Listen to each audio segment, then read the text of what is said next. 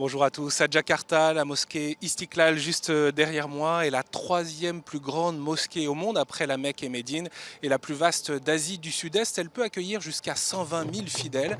C'est là que le pape François a été reçu ce jeudi matin de manière fraternelle.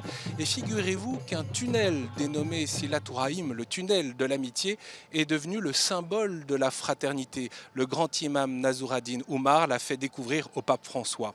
D'une trentaine de mètres, ce tunnel, récemment achevé et bientôt ouvert au public, a été creusé sous la route entre la cathédrale Notre-Dame de l'Assomption, où le pape François était hier, et la mosquée Istiklal, pour que les deux édifices ne soient plus seulement l'un en face de l'autre, mais reliés l'un à l'autre. Tanti segnali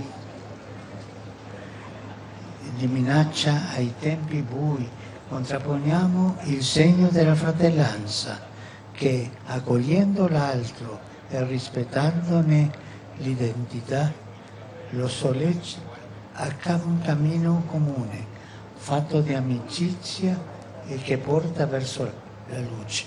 Une marche à la recherche de Dieu, capable d'écarter la rigidité, le fondamentalisme et l'extrémisme, toujours dangereux, jamais justifiable, a souligné François. L'expérience religieuse ne doit jamais être un motif d'affrontement.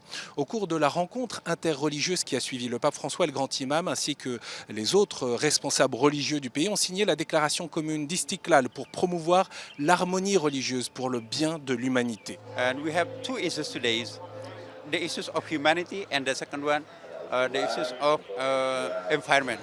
I'm speechless, because we are very happy for the Pope coming here. François a fait mention de ce nouveau texte devant les crises qui menacent l'humanité, en particulier, et les conflits alimentés par les instrumentalisations religieuses. Il est important de renforcer les valeurs communes à toutes les religions.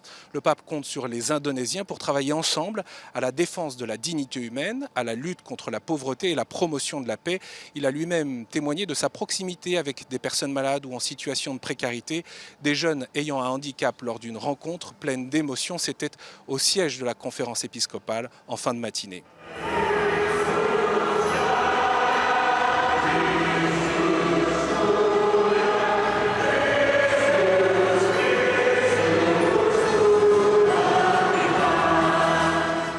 L'autre temps fort de la journée, eh bien, il s'est déroulé au grand stade Gelora Bung Karno, transformé en cathédrale éphémère avec le stade annexe pour la célébration de l'Eucharistie.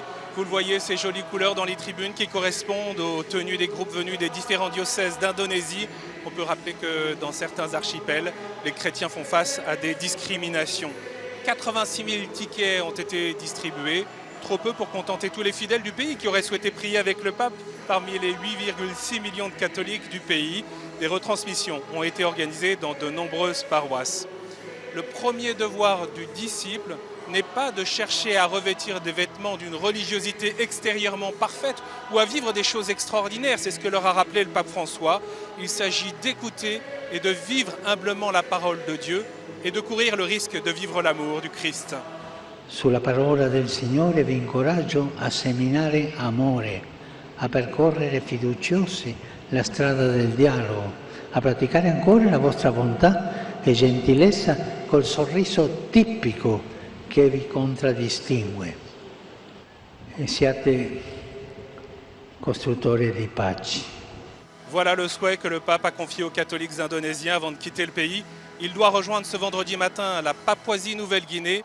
N'hésitez pas à retrouver les différentes étapes de ce voyage sur 4TOTV.com.